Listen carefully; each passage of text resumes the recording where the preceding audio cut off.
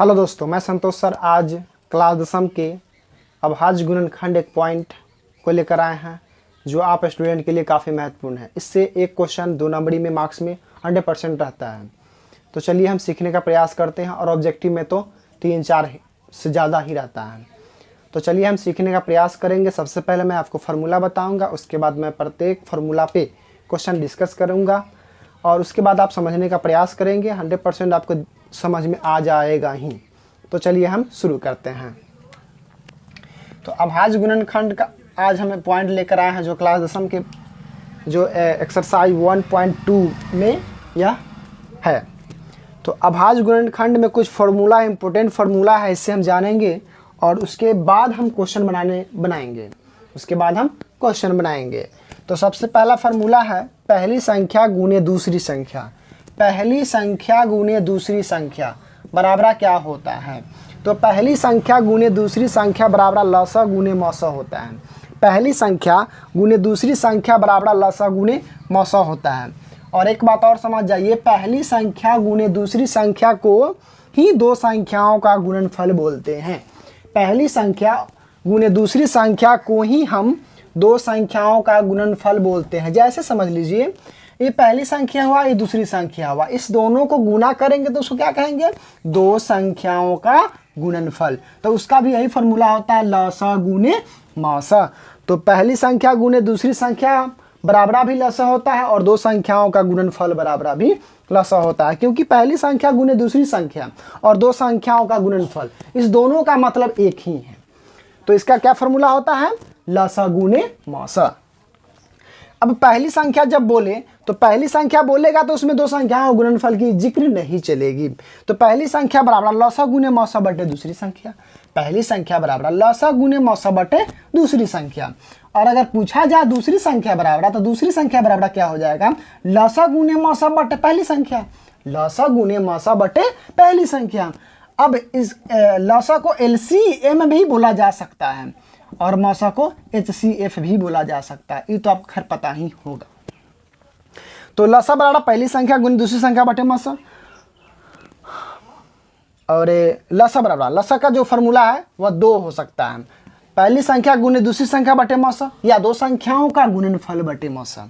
यानी पहली संख्या और दूसरी संख्या गुना करके भी कहीं कहीं जो होता क्या है, दो संख्याओं का गुणनफल देता है, पहली संख्या और दूसरी संख्या नहीं देता है। तो वहाँ इस फॉर्मूला का प्रयोग आप करेंगे। और मौसा बराबर पहली संख्या गुणे दूसरी संख्या बटे लसा। जब पहली संख्या दूसरी संख्या दिया हो तब के लिए, और अगर डायरेक्ट बोला जाए कि दो संख्याओं का गुणनफल दिया हुआ है, तब आपको मौसा का जो फॉर्मूला लगाना होगा वह लगाना होगा दो संख्याओं का गुणनफल बटा लसा। चलिए, इस पर आधारित हम 2 क्वेश्चन लेकर आए हैं। इस पर आधारित हम 2 क्वेश्चन लाए हैं। इसके बाद भी आपको बनेगा क्वेश्चन। तो 2 क्वेश्चन में क्या क्वेश्चन है? पहला क्वेश्चन, दो संख्याओं का गुणनफल 900 दिया हुआ। कितना? 900। और पहली संख्या 60 है तो दूसरी संख्या ज्ञात करें। तो इसमें तो आप आराम से क्या कर सकते हो, ऊपर से मिटा दें। चलिए ऊपर से मिटा देते हैं।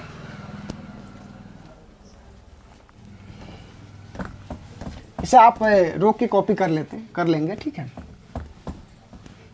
चलिए इतना ही दूर में बन जाएगा, इतना ही दूर में बन जाएगा। क्या बोला? दो संख्याओं का गुणनफल 900 है।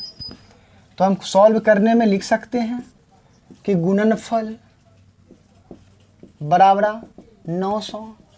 पहला क्वेश्चन सॉल्व कर रहे हैं। गुणनफल कितना है? 900। और पहली संख्या क्या है? और पहली संख्या कितना है? 60 है। तो दूसरी संख्या का क्या फॉर्मूला भी जस्ट बोले हैं। तो दूसरी संख्या बराबर, तो दो संख्याओं का गुणनफल बटा पहली संख्या। दो संख्याओं का गुणनफल बटे पहली संख्या। तो दो संख्याओं का गुणनफल क्या है? 900। अब बटे पहली संख्या क्या है? 60। कट गया 3, हो गया 45। 45 15 45। यानी जो दूसरी संख्या आया वह कितना आया? 15। तो इतना ही सॉल्व करना है और आपको 2 मार्क्स ले लेना है। जब इस प्रकार एक क्वेश्चन है कि दो संख्याओं का गुणनफल इतना है, पहली संख्या इतना है, तो दूसरी संख्या ज्ञात करनी, तो आपको इस फार्मूला का प्रयोग करना है। कहाँ कहाँ कौन फार्मूला प्रयोग करना है क्वेश्चन में बता देता है। दूसरा क्वेश्चन क्या है देख लीजिए, इसको कॉपी कर लीजिएगा, हम मिटाएंगे। दूसरा क्वेश्चन है 90 और 80 का औसत जो है ना 10 है। 90 और 80 का औसत 10 है, तो 90 और 80 का लौसा क्या होगा। तो यह दो पैटर्न से बन सकता है, लेकिन आप एक ही पैटर्न को समझने का प्रयास कीजिए। चलिए फिर हम बोर्ड को मिटाते हैं।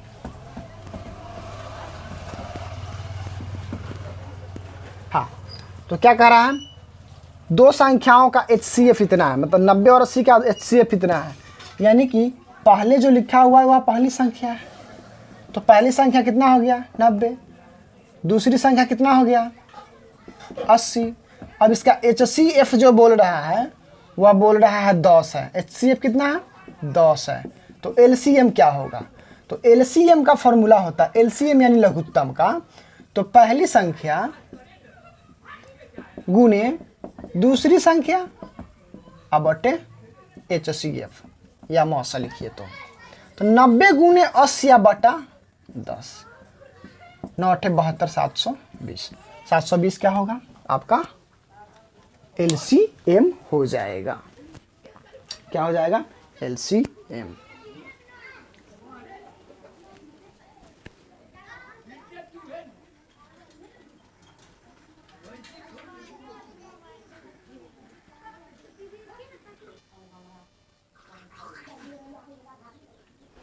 चलिए, तो आपके स्क्रीन पर 3 क्वेश्चन लिखे हैं।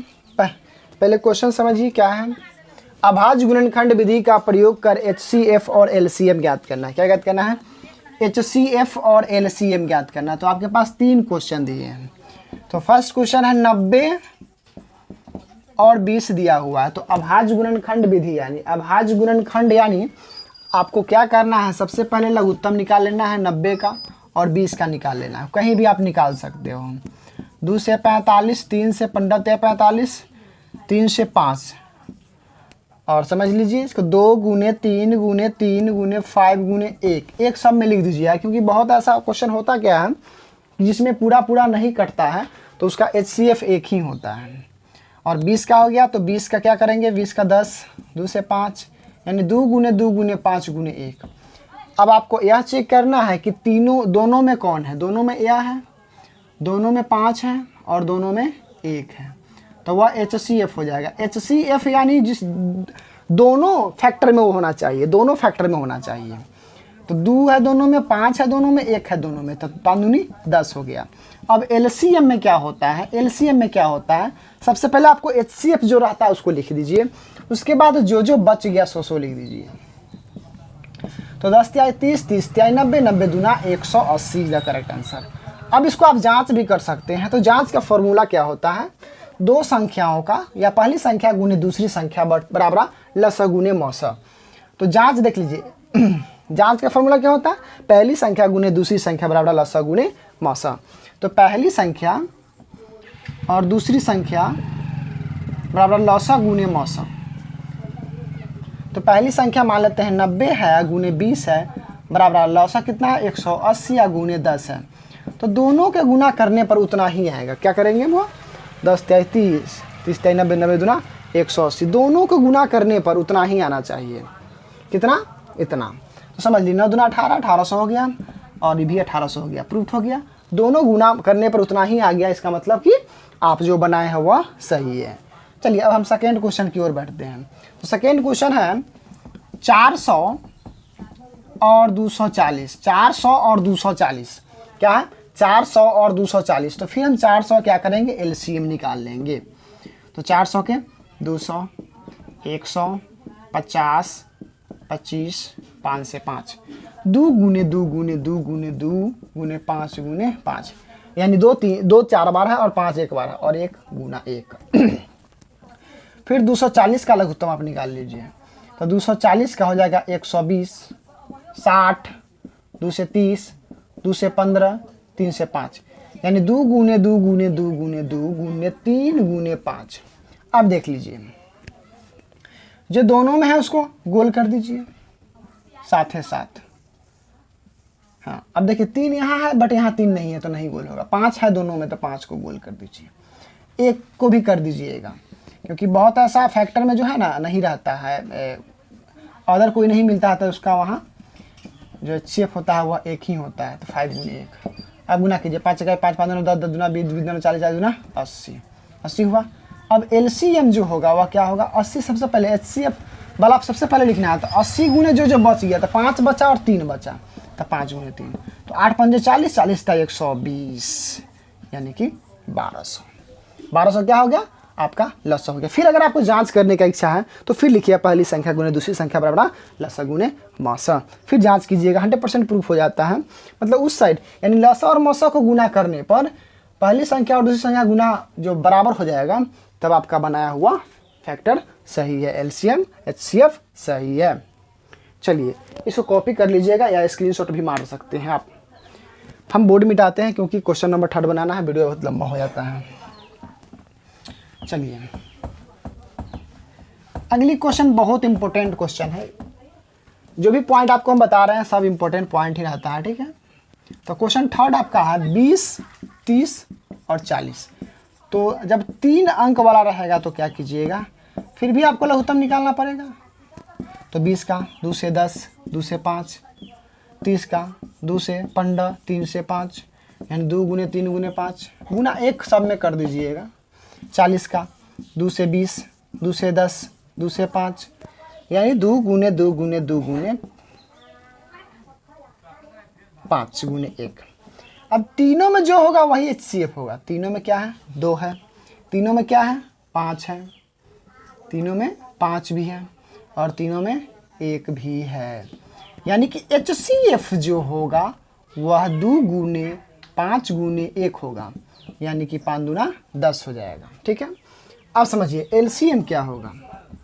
तो LCM का एक नियम है अगर कहीं भी दो फैक्टर में आपको मिल जाता है समान अंक तो उसको गोल करके एक बार ही लिखना है। तो यह दोनों एक बार ही लिखाएगा क्योंकि दोनों में है। तो दोनों में जब रहेगा ना तो पहले 10 लिख दीजिए और ये दोनों में 2 है तो एक ही बार 2 लिखाएगा। अब ये फुटा फुटा बच गया, इसका मतलब 3 गुने 2 10 दूना 20 20 3 7 दूना 120। तो आपका इसका LCM कितना हो गया 120। ये नहीं कर देना कि 2 को यहाँ मिल गया तो दोनों ना, कोई 2 फैक्टर में होना चाहिए। यही इसका करेक्ट आंसर है। मेरे ख्याल से आपको समझ में आ गया होगा। फिर मिलते हैं आपको नेक्स्ट वीडियो में। जय हिंद। आप इसे रोक कर लिख लेंगे और दोस्तों को भी शेयर कर देंगे जो क्लास 10th में है। उसके लिए सिलेबस स्टार्ट हो चुका है।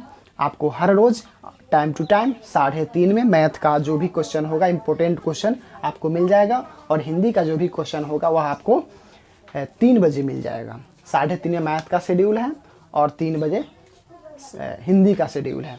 तो सबसे पहले मैं आपको हिंदी और मैथ तैयारी कराऊंगा और उसके बाद आपको फिर दूसरा सब्जेक्ट। चलिए तो आप इसे कॉपी कर लेंगे।